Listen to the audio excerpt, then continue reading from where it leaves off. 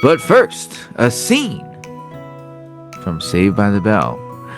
We're at the Max at lunchtime. Zach, Slater, Screech, Lisa, and Kelly are sitting at their usual booth, chatting and laughing. So I was thinking, we should totally throw a beach party this weekend. It sounds awesome. We could grill burgers, play volleyball, and maybe even go skinny dipping. Slater! Skinny dipping? Screech! Just kidding, Screech. But seriously, a beach party would be epic. We can invite everyone from school. That's a great idea, Zach. But we need to get Mr. Belding's permission first. Mr. Belding? He'll never go for it. He's such a buzzkill. Don't worry, Zach. I know how to handle Mr. Belding. I'll charm him into saying yes. I can make a killer playlist for the party. I can help you with that, Screech. We can make it the best playlist ever. This is gonna be the best beach party ever. Oh no! I have to go to detention. I'll see you guys later. Bye, Lisa. Bye. So, how are we gonna convince Mr. Belding? I have a plan, Preppy. See, Mr. Belding's office. Slater is standing in front of Mr. Belding's desk, looking nervous. Mr. Belding is sitting behind his desk, looking stern. Mr. Belding, I have a proposition for you. A proposition? What is it, Slater? Well, you know how I'm always getting into trouble? Yes, Slater, I'm well aware. Well, I'm trying to change my ways. I want to be a model student. Is that right? Yes, sir. And to prove it, I'm organizing a beach cleanup. A beach cleanup? Yes, sir. We'll pick up trash, recycle bottles, and make the beach a better place. That's a very good idea, Slater. I'm impressed. So what do you say? Can we have a beach party after cleanup? Well, I suppose a little reward wouldn't hurt. But you have to promise me this party will be clean and respectful. Oh, you got it, Mr. Belding. The party will be the cleanest, most respectful party you've ever seen. All right, Slater, you've got my permission. If there's any trouble, the party's over. Yes, sir. Next scene, the beach a few days later. Zach, Slater, Screech, Kelly, Lisa, and all their friends are enjoying a beach party. They're playing volleyball, swimming, eating burgers. Mr. Belding is watching from a distance, smiling. You did it. You got Mr. Belding to say yes. I told you I could handle it, Preppy. This is the best party ever! I told you my playlist was awesome. You're right, Screech. It's the best playlist ever. Well, I guess Slater isn't so bad after all. And scene.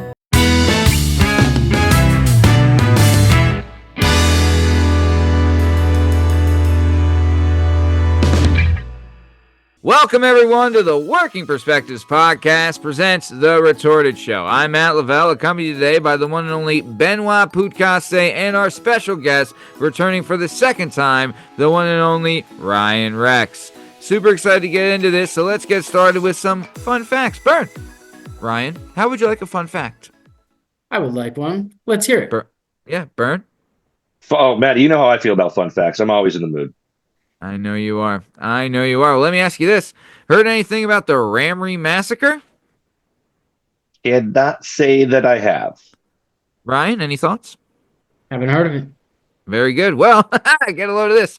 So, the Ramree Massacre, also known as the Battle of Ramree Island, was a series of events that took place during World War II in Burma. In February 1945, a Japanese garrison on Ramree Island is defeated by Allied forces and forced to retreat into surrounding mangrove swamps. The swamps were home to a large population of saltwater crocodiles, and it is claimed that hundreds of Japanese soldiers were killed by these crocodiles. The exact number of deaths is unknown, but it is estimated that anywhere from 400 to 1,000 Japanese soldiers may have been killed by crocodiles. The Ramree Massacre is considered to be the worst animal attack in history. The story of the Ramree Massacre has been told and retold many times, and it is often exaggerated. Some accounts claim that the crocodiles attacked the Japanese soldiers in large numbers and that the soldiers were eaten alive. However, there's no evidence to support these claims. The Ramree Massacre is a tragic event, but it is important to remember that it's not just a story about crocodiles attacking humans. It's also a story about the brutality of war and the cost of the human conflict. The Ramree Massacre is a reminder that war is a terrible thing and that it can have a devastating impact on both soldiers and civilians. It is also a reminder that we should always be careful when we venture into the natural world. It can be a dangerous place. So, apparently what had happened was these Japanese soldiers were stationed on Ramree Island, and they were there. There was probably like 1,000 of them or so, and they ate all the natural wildlife and vegetation. So these crocodiles were like resorted into like a hibernation. They have a special word for it, but I'm not sure what it is. But they went into like a hibernation and hid in the swamps. Then the Allies show up, start whipping up on the Japanese soldiers, and they go fleeing from the Allied on the land into these swamps. And when they went there, they found a bunch of hungry cockagators, and they feasted. And thus, the Ramree Massacre. So that's your fun fact for now. What do you think, fellas? Definitely top 10 worst ways to die is being eaten by an animal alive. Totally. Yeah. Apparently, too, I think the alligators' move is that they like their corpse kind of softened up. So they take you, they roll you under, drag you under, and they let you drown. Then they kind of let you bloat up a little bit. You know, get a little juice, and then they chomp away. You're taking me back to Crocodile Dundee. Woof. He Classic. described that exact same thing in the movie. I remember. Well, that's a knife, pal. Sure is. Burn, your thoughts? Yeah, I mean the death roll is tough. It's also tough if like you're looking around for help and you realize that anyone there who can help you is also being eaten by an alligator. Like there's got to be a moment of like, oh no, this is terrible. Help! Oh wait, all 400 of us are being gnawed on right now by alligators. Like there's really kind of a hopeless situation. No escape. The thought too of like, all right, we're getting trekked by these Allied soldiers. Let's head off into the swamp. We'll be safe there. And then just num. See you later. Well, that's our first fun fact. Would you guys like another one? Why not? I've often wondered about the origin of what is known as soccer in America and football in these undomesticated countries. So, the origins of soccer can be traced back to ancient China, where a game called Cuju was played during the Han Dynasty in 206 BC to 220 AD. Cuju involved a kicking a ball made of leather and stuffed with hair and feathers through a small opening in a net. The game was played by soldiers as a way to improve their fitness and coordination. From China, the game spread to other parts of Asia and eventually Europe. In England, a similar game called Old Football was played during the Middle Ages. This game was very popular, but it was also very violent and often resulted in injuries. In the 19th century, a group of English schoolboys decided to create a new set of rules for football. These rules were designed to make the game safer and more enjoyable. The new game, which is called the Association Football or Soccer, quickly became popular throughout England and eventually spread to other parts of the world. Today, soccer is the most popular sport in the world, and it's played by millions of people of all different ages and abilities. The FIFA World Cup, which is held every 4 years, is one of the most watched sporting events in the world, as we know. So I was originally told that soccer was created by these principals of a English boarding school, and the rule was that you had to use your feet because they wanted to get these guys to stop masturbating so much. But maybe that's not true. Your thoughts, Ryan? I had no idea how masturbation was going to get worked into this. So good job, man. It always is. It always is. Yeah. You got to work in the jerkin. You know what I'm saying? Hey, why not? I don't know. I thought the Mayans had something to do with it. I actually talked about this with my daughter earlier, which would have been 1,000 years after you said it was created. But I thought the Mayans cut people's heads off and used them as soccer balls and kicked them through holes. I don't know how much truth there is to that, but it would have been probably around the time of Columbus in that area. I don't know. I mean, to be fair, people have been kicking stuff since been kicking stuff, you know, right? Yeah. On a Kicking's not battlefield, a anything new. head, some human sacrifice, a head falls Oh, down, and people come in and start kicking it around, yeah, yeah. I'm sure, like, let's think of it this way, right? So, say, like, do you ever see, what's it been called? The Mel Gibson, Apocalypto, right? Apocalypto, yeah. Okay, so you know the scene where they're sacrificing all the people by chopping their heads off, right? There had to be a guy who, like, eventually they probably loved when the heads rolled down the pyramid, right? Big crowd pleaser, as we know, right? Chop up the head, let it roll down the pyramid. Everyone's having a good time. Big pop from the crowd. Eventually, there was a guy whose job it was to clean up the heads. Am I right?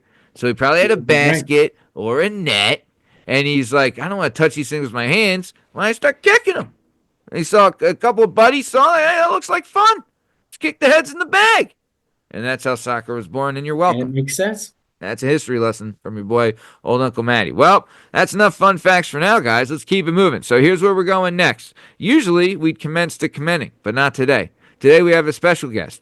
The author of American Dysfunction, the one and only Ryan Rex is here, and he's got a new book out, and we're excited to hear about it. So, Ryan, please, you're here, and we want to hear about American Dysfunction, The Adventures of Scott. Talk to us, Daddy. What do we got? This is my second go at being an author, and I gotta say, it's one of the best things I've ever done. Just writing and getting these things made is is like the best thing. Like it's like a weight being lifted off my shoulders. I don't know if you guys are artists at heart like that, but that's how it feels. But anyway, the story is about a pro wrestler who robs a bank. Scott is a pro wrestler. And they get blackmailed into robbing a bank by a gangster. Their promoter gets into a gambling debt. He bets on some basketball, not a good move. And, he gets in debt up to his eyeballs. And the guy says, all right, fine. You set up a bank robbery up north somewhere. We wipe this slate clean. And that's how the story goes. And it is, as you would think, a group of pro wrestlers actually get together with a CIA agent, couple of guys from the mob, and they robbed this bank in Avalon, New Jersey. And it's not just any bank, it's this bank that was built with this bank vault from Boeing, and it's one of a kind. It was made out of titanium at the time, which was like the best metal you can imagine. And this biker from down south goes in and cracks that safe like it's nobody's business. And it's fun, man. Love it. Absolutely love it. Nice. So, okay.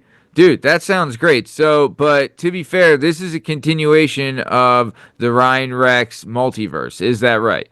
It is the American Dysfunction series. It became, and there's actually 3 books in the series. I don't know when the third one is finished. I don't know when it's coming out, so we won't talk about that. But the first one was the Ballad of Alex Walker. It was about a kid goes off to college, he gets involved in a rock band, he writes them a hit song, and then they throw him out of the band. And it's about him going back and working with his blue-collar dad, confronting a lot of the abuse he suffered. So this is his Uncle Scott, who leaves in the 5th chapter of the first book. And the Adventures of Scott takes place while he's gone from the first story, The Ballad of Alex Walker. So Scott's gone throughout that whole book, and this is about his adventures going on in the background of that. And it fills in a lot of gaps with the other characters that I did not give a voice to in the first book.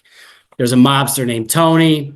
There's the school bully, Richard Zilla, who becomes a mobster. He gets a voice, and his voice is out of control. By the way, I can't make all of them redeeming characters, but it was fun to kind of get in their heads and make these people give these complete idiots a voice. But that was that's something that the reader will have to judge for themselves.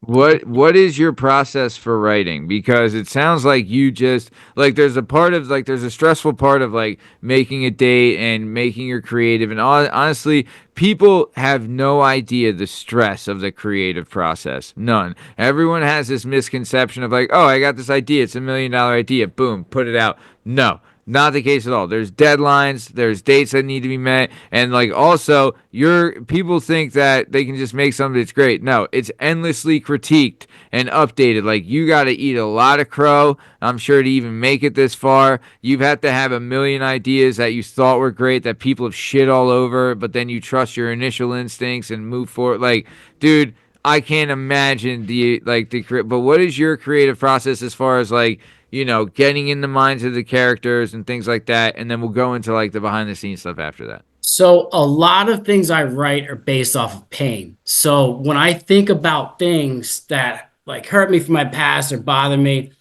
I sit down and I say, how can I make this into something enjoyable? Because I Yeah. can't live with this crap for the rest of my life. So that's how I come up with a concept, right? Mm-hmm.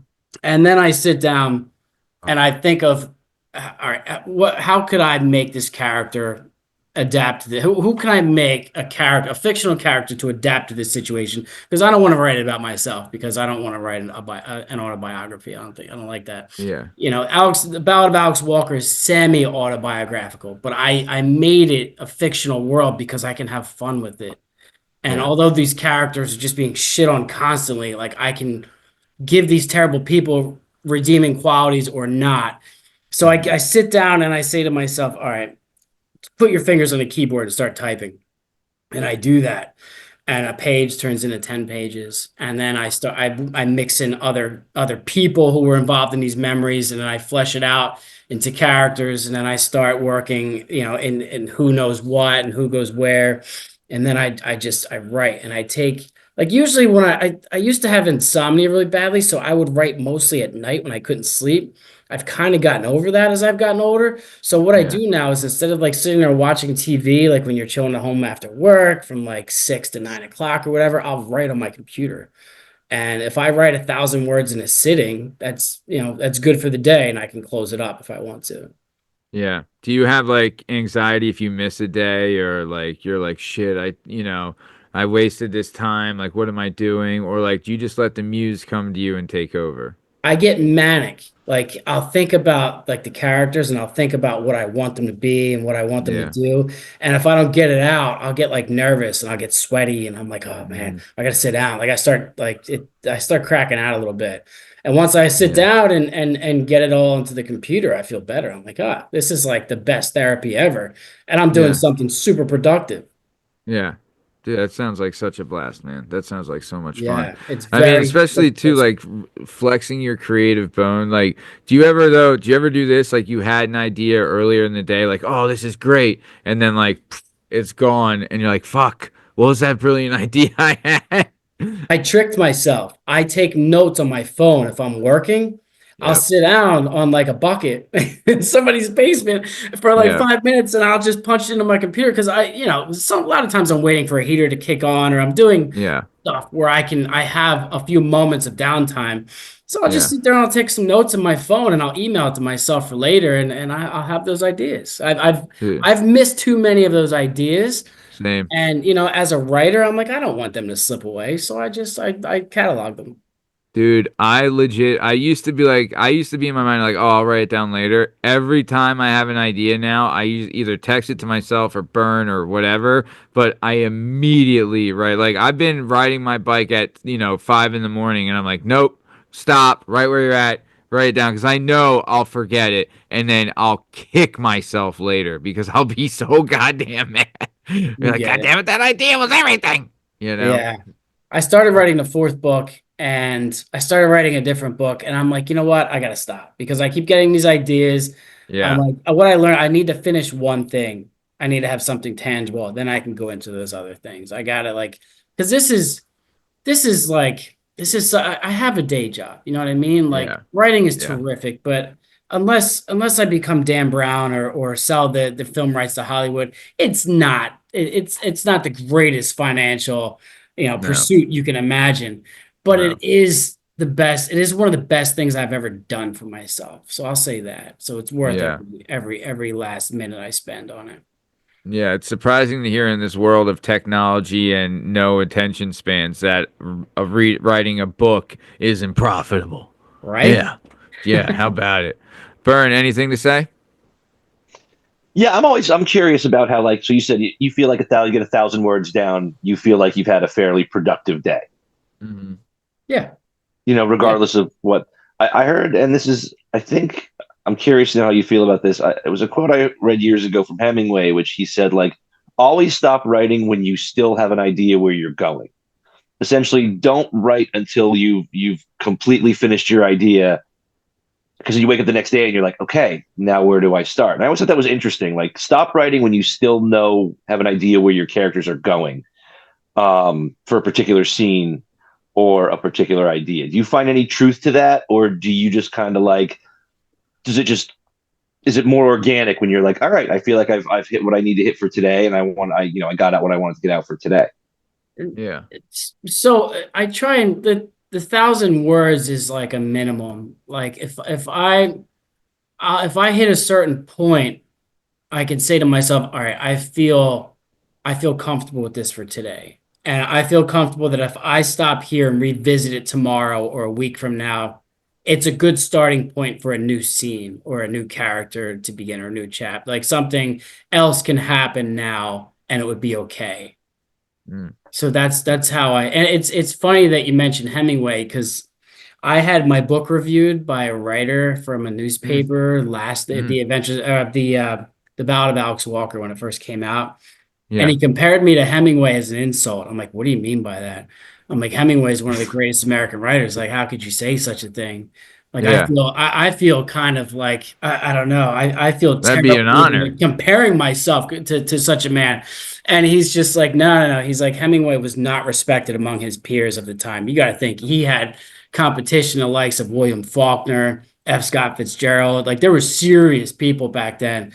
And Hemingway was an ambulance driver in the military in World War I. And when he got, he was a medic or something to that effect. I don't know if they had cars exactly the way we think of them, or whatever. He was a medic. And when he got out, he became a writer, a very successful one, of course. But he was not like a traditionally educated, like in English or literature, whatever. So he was not a well-respected guy among the intellectual community back then. Isn't that strange? Yeah. I feel like that happens all the time, right? Because he wasn't, especially in Hemingway's case, he wasn't flowery. He was all about brevity and like getting a point across.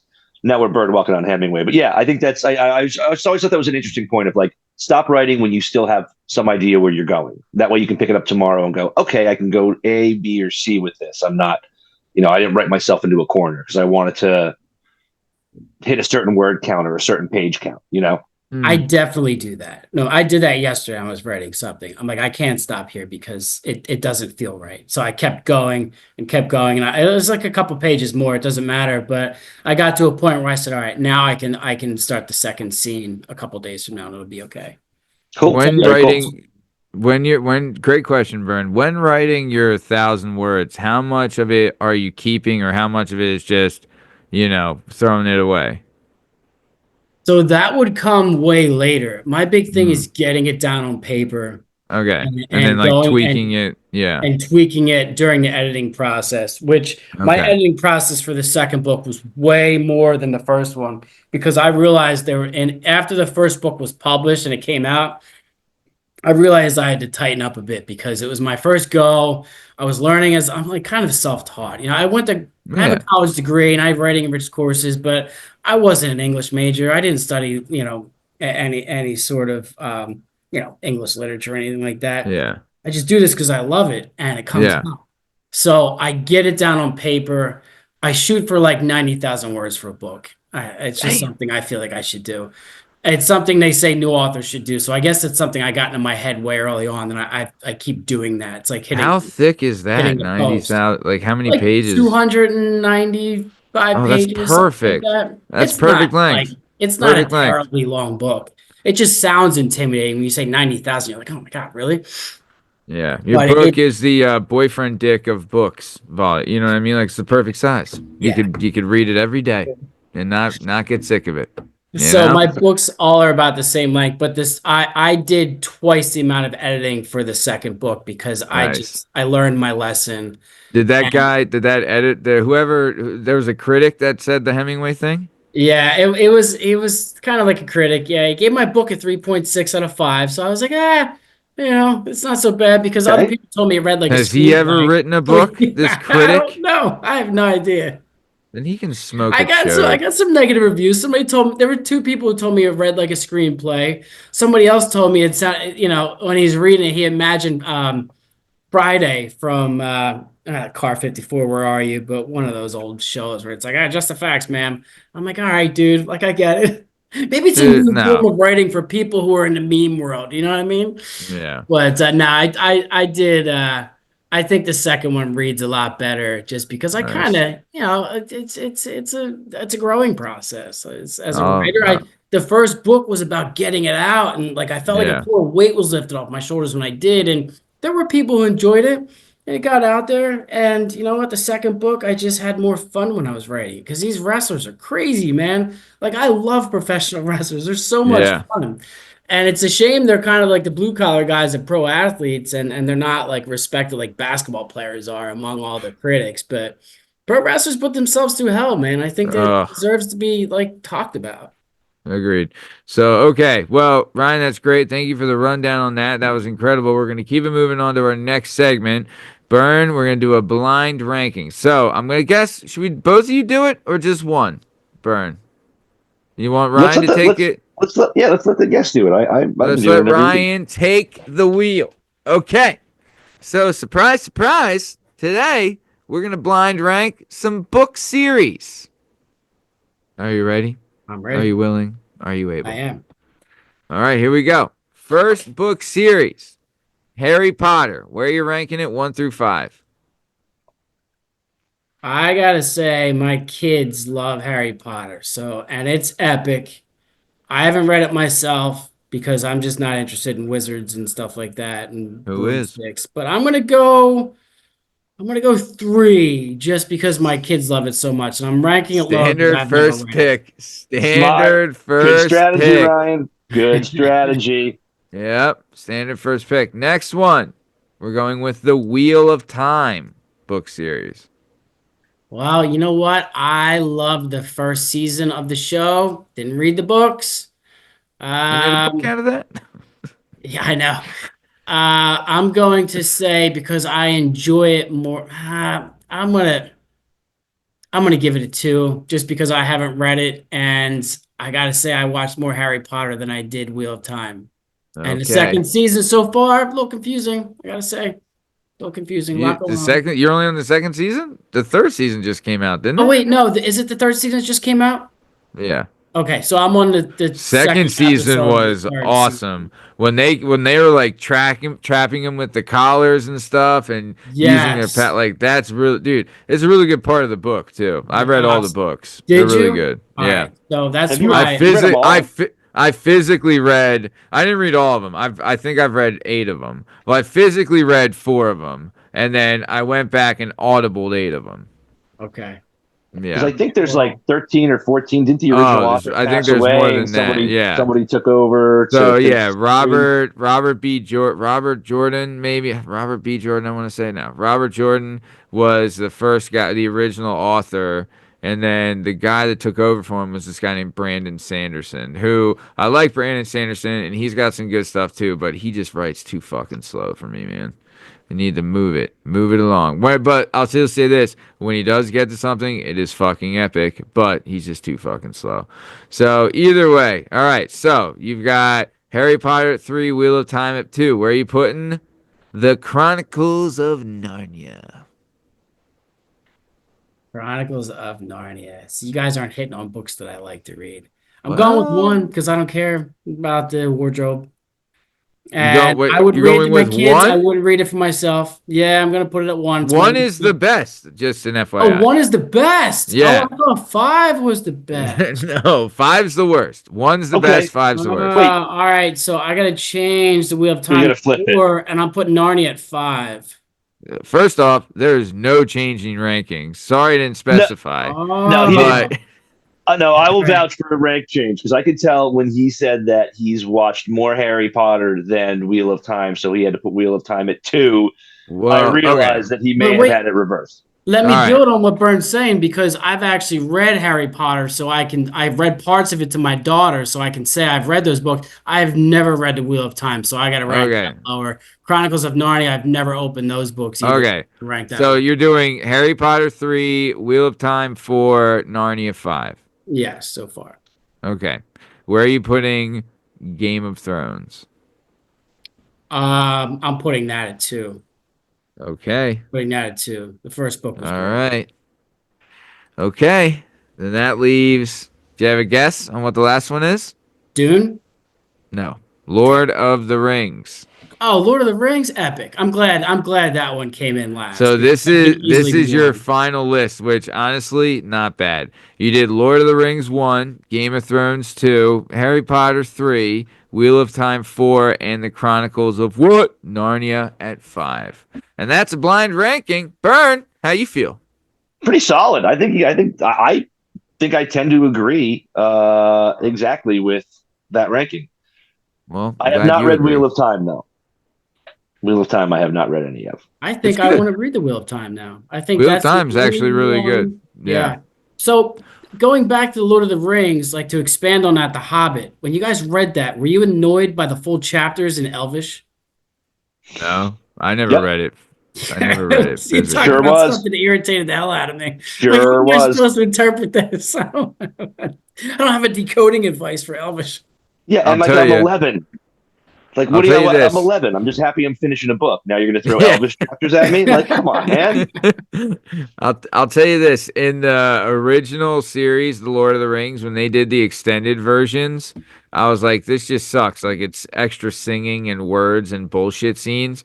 But in The Hobbit, when they did the extended version, it was all extended with awesome fight scenes. And I'm like, okay, now they're getting it. Now you know how to extend it a little, Peter Jackson.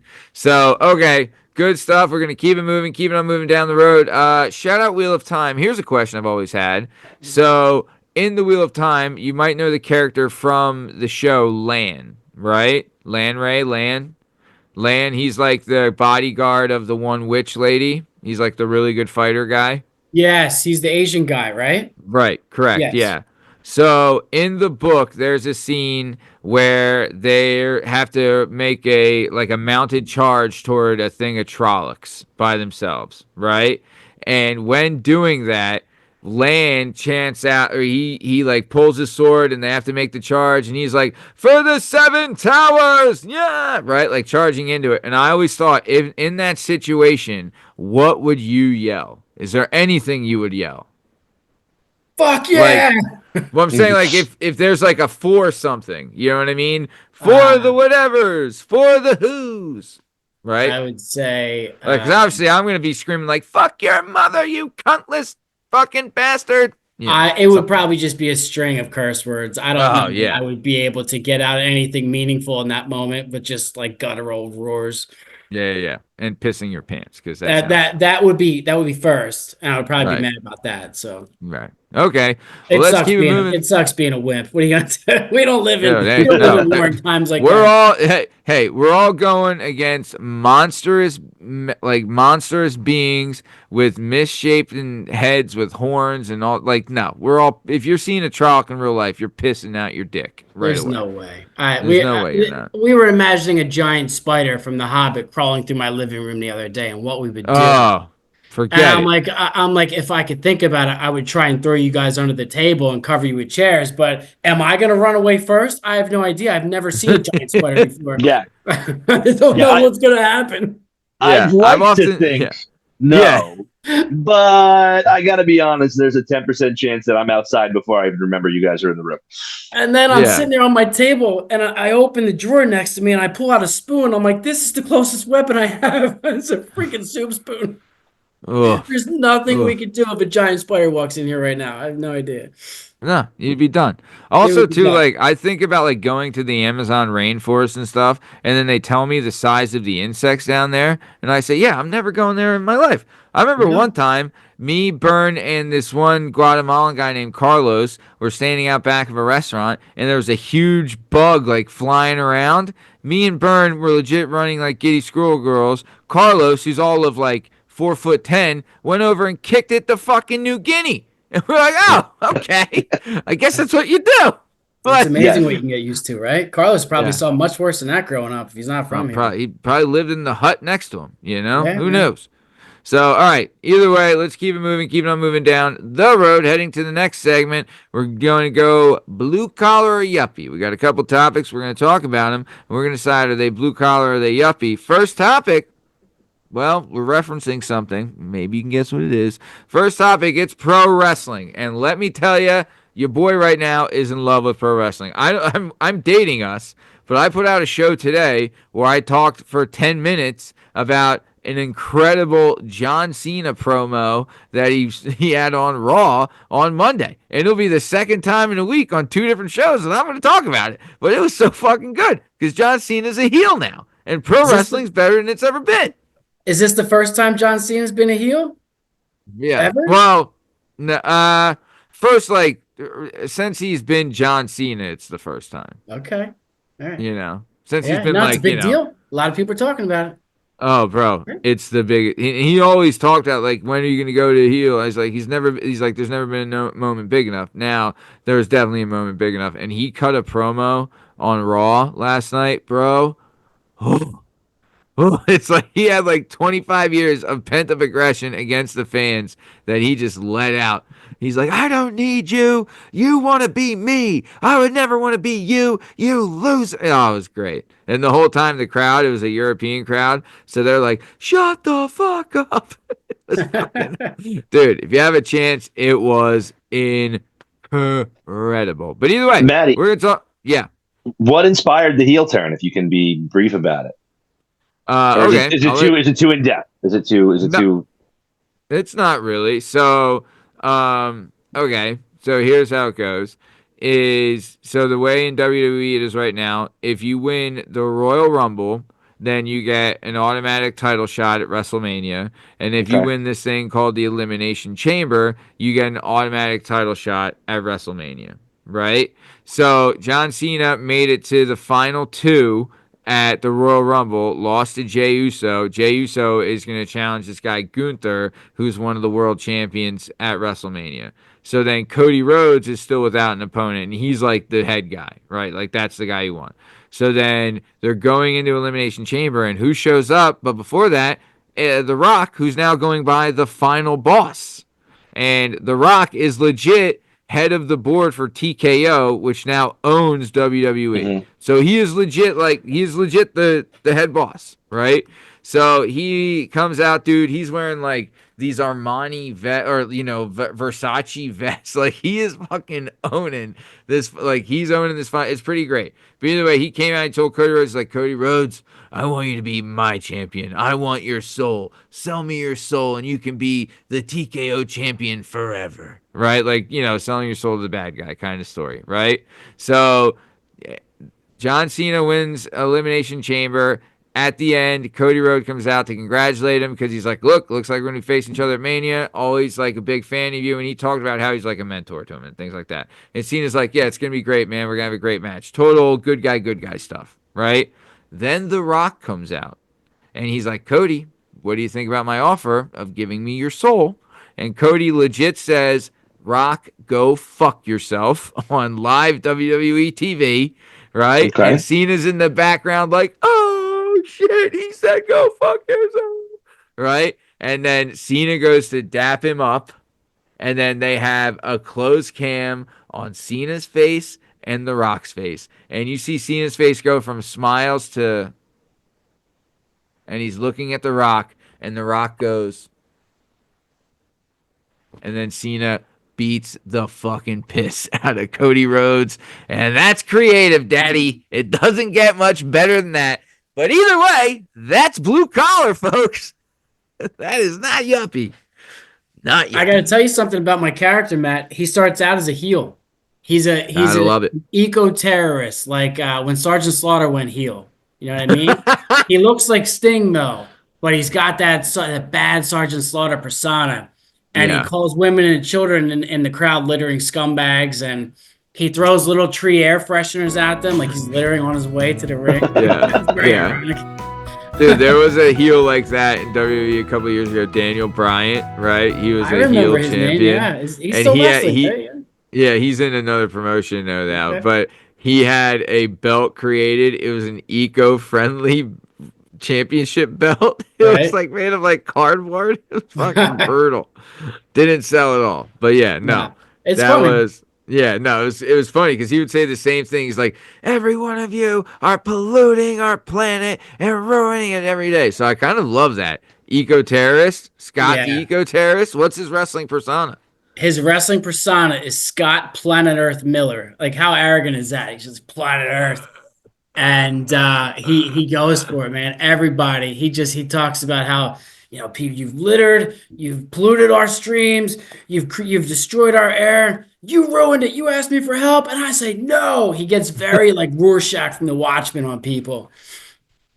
So, God, and then love it. his greatest opponent is Cactus Corporate America Urkel, who's this guy that comes out and he's part of like the corporate America, and Yeah. he goes 10-gallon in. hat, Yeah. cowboy boot. Yeah, the whole nine. His name's Cactus. He changed it. His name was he was an accountant named Marcus Leitzel. He's a black dude from the suburbs of Philly.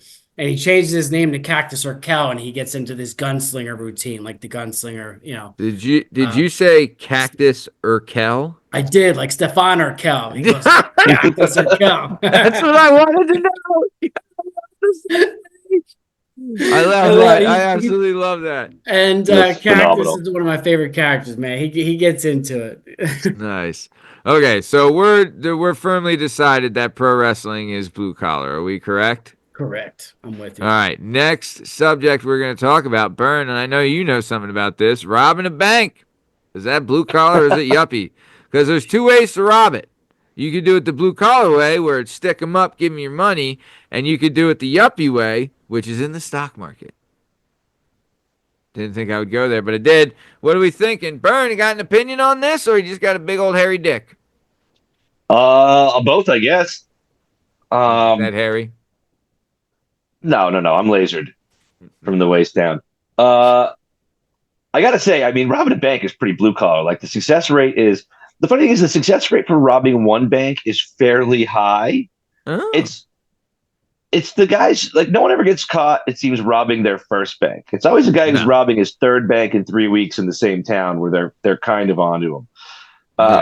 And it's a real crapshoot because you don't really know. I mean, you're just holding up a teller. You're hoping they got a couple $100 in there, a couple $1,000 in there. But yeah, what is the most you can get? I don't know. Depending on which drawer you pick, like, you could really be screwed on that. So there's a certain blue collar desperation, I think, that goes with robbing a bank. Although I did just watch that documentary on the Chiefs super fan, the guy who dressed up as the wolf, who they realized was robbing banks on his way to games, and he was just robbing banks and then spending all his money on Chiefs tickets and gambling debts. So that was a little bit more yuppie, but I think overall, robbing a bank, pretty blue collar. Yeah, I would agree. Ryan, your thoughts? Robbing a bank. What are we doing here, Daddy? I gotta say blue collar, because if you're a yuppie, chances are you do not need to rob a bank, and if you do, you're doing it for the thrill of it. Yeah, if you're robbing a bank just to get your rocks off to rob a bank, you're a yuppie piece of shit. Yes, you are. Or you're a complete psychopath who just enjoys robbing banks. So there could be a nice middle ground there. What if you met a girl, right? And this girl is like your dream come true. You know, like, you never thought you would get this lucky. And this girl, she's the best thing that ever happened to you. But her one fetish is she likes to rob banks. What are we doing? I'll tell you this. If it's a guy, he'll be loyal to that girl. But if it was a girl and the guy's fetish was robbing banks, that girl's going to rat him out immediately. I don't think I could hang with a girl like that at all. I think she would take one look at me and be like, "Go home, Opie. I want nothing to do with you." That girl would be the hottest girl you've ever met in your life, though. Probably. And she'd probably be a lesbian. You know what? That's irony for you. Yeah. That's life for you. Hey, that's American dysfunction for you. Ain't that right? It is, right? I titled it correctly. Yeah. Amen to that, pal. Amen to that. Well, I would have to say robbing a bank is decidedly blue collar, and that brings us to the top of time. So, before we get out of here, Ryan, please hit us one more time with American Dysfunction, The Adventures of Scott. What do we got to look forward to? Is it out now on hardback, paperback, and is it available on Audible? Talk to us, Daddy. It is available on every website, Barnes & Noble. You can get it on Walmart. You can get it on Amazon. You can get it on eBay. If you Google it and type it into a bookstore page, you can get it. Yeah. You can walk into a bookstore. You can order it anywhere. Can't guarantee it'll be on the shelves, but I can guarantee that they can get it for you very easily. We'll have a link in the description of this episode also. Yep. Thank you. And it'll be out in audiobook probably by August or September at the latest. It'll still be a lag for that. Yeah. How's that process going? Do you have any hand in like picking like the narrator? Do you know who the narrator is? Yeah. So I've been going through and we've been going through some. I have to remember that my publisher is not an American publisher. They're from London, they're from the UAE. So he wants Simon Vance or Tim Jared Reynolds or someone like that, right? There's just the accents. I have to broaden my scope as a person and just say, who is going to listen to this? Is it going to be mostly Americans or people from around the world? I don't know. So I'm preferring a U.S. accent because that's what I know and it's what I'm comfortable with. So we'll see. Yeah. Dude, I'll tell you, there's one author I really like. His name is Brian McClellan. He has some great fictional novels, really good stuff. And for some of them, they're all like he's called the father of flintlock fiction, right? And it's really, really like his writing's very powerful, really imaginative, really good stuff. And for the first couple series, he had the author was this guy named Christian Rodska, and he had the voice of what I imagine would be like, God, it's like an old, like, Civil War vet, Union general, like kind of like Ulysses S. Grant, but maybe not as deep, a little higher. But maybe like William Tecumseh Sherman's voice, where it's like scratchy and old timey, and it's so good. You know what I mean? So the narrator makes a big difference. Especially if you have female characters, because you have to have. It's strange to say, but you have to have a dude that can pull off a female character voice. Which there was one narrator they suggested, and I could tell she was like an older woman. Yeah. And there's a scene in the book where one of the characters gets a power bomb from another character and he gets his salad tossed, right? The joy of listening to this older woman speak those words to that scene is enough for me to pick her by itself. And I might actually do that at this point. I love it.